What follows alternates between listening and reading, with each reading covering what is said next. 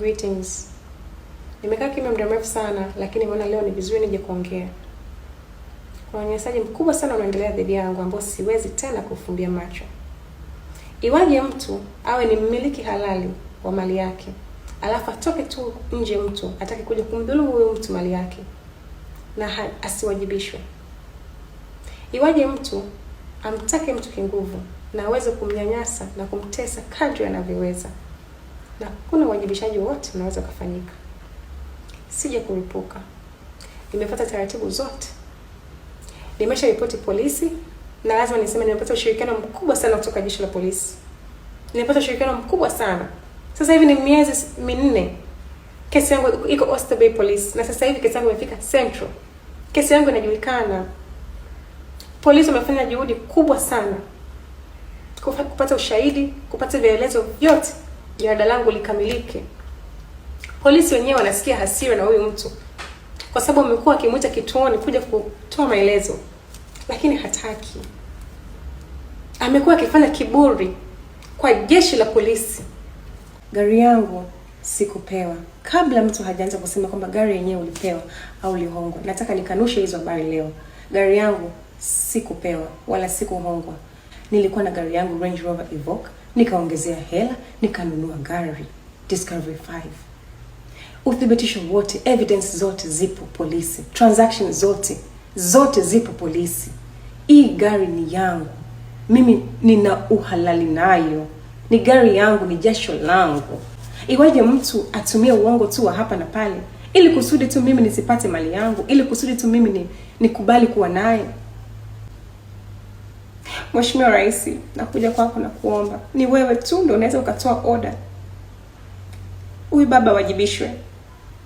Na kuomba Mheshimiwa Samia Suluhu Hassan, na kuomba mama, ni wewe tu unaweza ukatoa order yako, huyu baba akamatwe na awajibishwe. Uthibitisho wote upo polisi.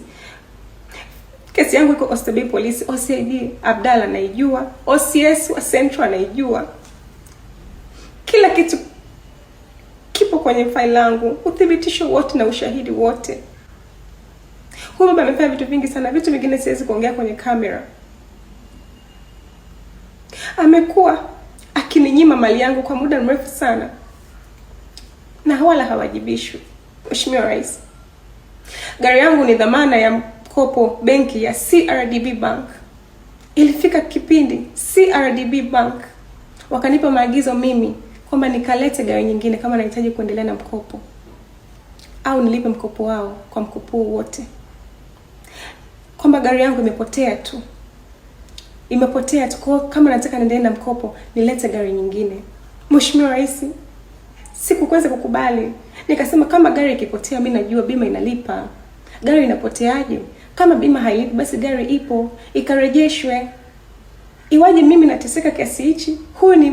Huyu baba ameshaikuuza habari kwenye media house ya rafiki yake kwamba mimi sina documents halali za mali yangu, za gari yangu, ili kusudi tu popote ninapoenda mimi nisiaminike. Hii inaonekana nimegushi documents. Lakini media hiyo niliwawajibisha na wakaomba msamaha baadaye. Na kuomba nakuja kwako Samia Suluhu Hassan, na kuomba utoe oda yako, huyu baba akamatwe. Anashirikiana na mtu anaitwa Mazini kunipotoshea mali yangu. Mheshimiwa Rais, faili langu lina vitu vingi sana. Kuna taasisi nyingi, kuna benki imekuwa involved, kuna TRA iko involved. Kuna vitu vingi sana, kuna crimes nyingi sana huyu Mazini amezifanya na zimegundulika na polisi. Polisi ilikuwa very invested kwenye kesi yangu kwa sababu ilikuwa inahusisha taasisi nyingi, na kuna vitu vingi sana polisi wamevifumbua na vina uthibitisho, lakini uwajibikaji haujafanyika mpaka leo. Nimeshapeleka barua kwa Mheshimiwa Zungu, nimeshapeleka barua bungeni, nimeshapeleka barua makao makuu ya CCM, nimeshapeleka barua kwingi, nimeshapata taratibu zote. Mheshimiwa Rais, nimeelekezwa na polisi fanya hivi, fanya hivi, nimeshafanya kila kitu, lakini bado uwajibikaji haufanyiki. Mheshimiwa Rais, ni wewe tu umebaki kutatua hili tatizo.